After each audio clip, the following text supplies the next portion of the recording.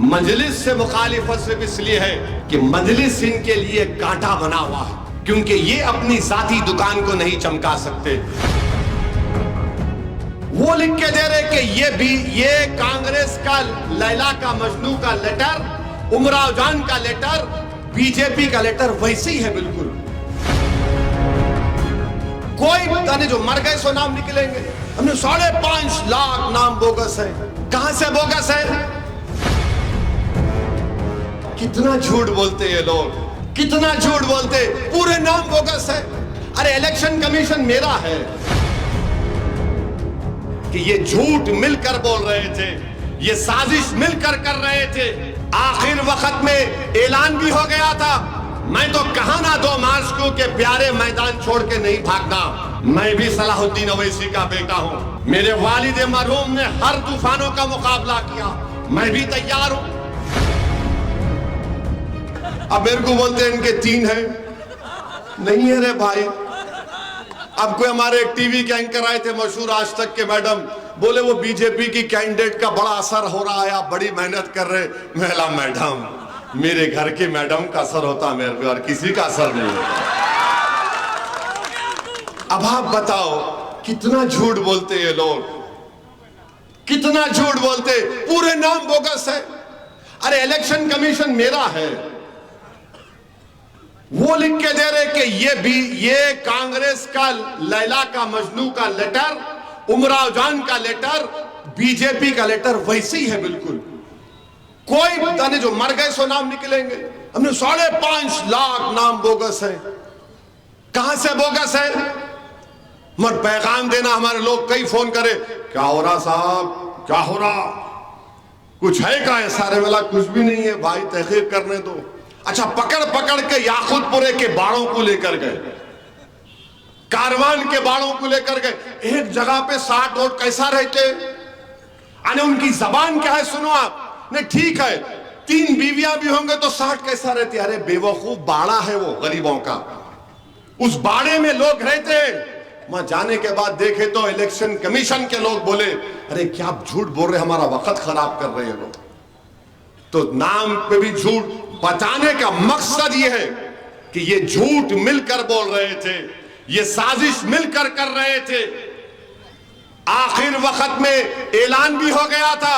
मैं तो कहा ना 2 मार्च को के प्यारे मैदान छोड़ के नहीं भागना। मैं भी सलाहुद्दीन अवैसी का बेटा हूं।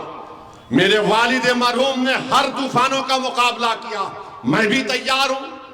हम सब चीज को देख रहे हैं, तुम्हारी एक एक चीज को जानता हूं। तुम क्या क्या कर रहे, क्या नहीं कर रहे, आ जाता बाबा, आ जाता, सब मालूम होता। मगर आप बोलते हैं मिलकर बीजेपी को पूरा बोलते हैं। अब बोल रहे वहां पे जाओ, जाकर अब देखो आप कितना भारी पड़ गया उनको, उमराव जान को, उनको ही भारी पड़ गया। बाज़ वक़्त मुखालिफत में जब आदमी पागल हो जाता, आंख पे पर्दा पड़ जाता, अपने ही महल्ले की बात बीजेपी से बोलने लगा दिया।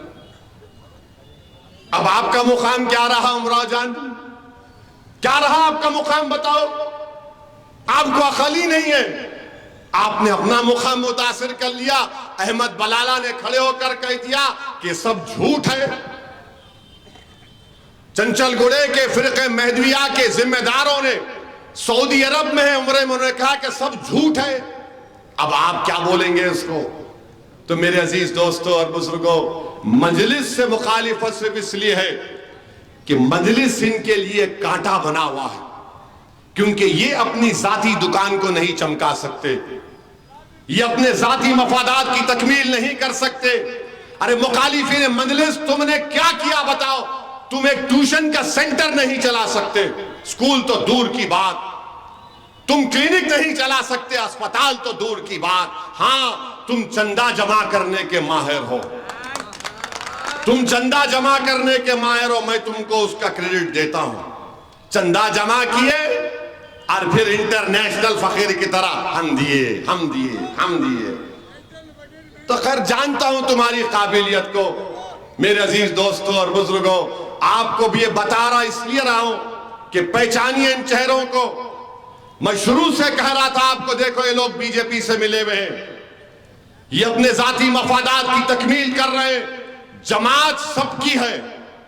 असदुद्दीन ओवैसी को आप वोट नहीं देंगे, 13 मई को आप जमात को वोट देंगे। क्या जब मैं मर जाऊंगा तो जमात खत्म हो जाएगी? नहीं होगी इंशाअल्लाह ताला। मैं मरूंगा, इस जमीन में चला जाऊंगा, मर सुबह कयामत तक जमात को आबाद और शादाब रखना है। ये जो लोग हैं मुफाद परस्त हैं, मुनाफिकीन हैं, ये अपनी जाती मफादात के लिए 60 साल की मेहनत को खत्म करना चाहते हैं। क्या क्या हमारे बुजुर्गों ने नहीं किया था, आज वो सब मेहनतों को खत्म करना चाहते हैं।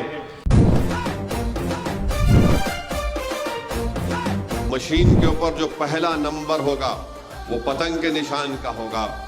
आप पहले नंबर के ऊपर आप पतंग के निशान पर बटन दबाइए।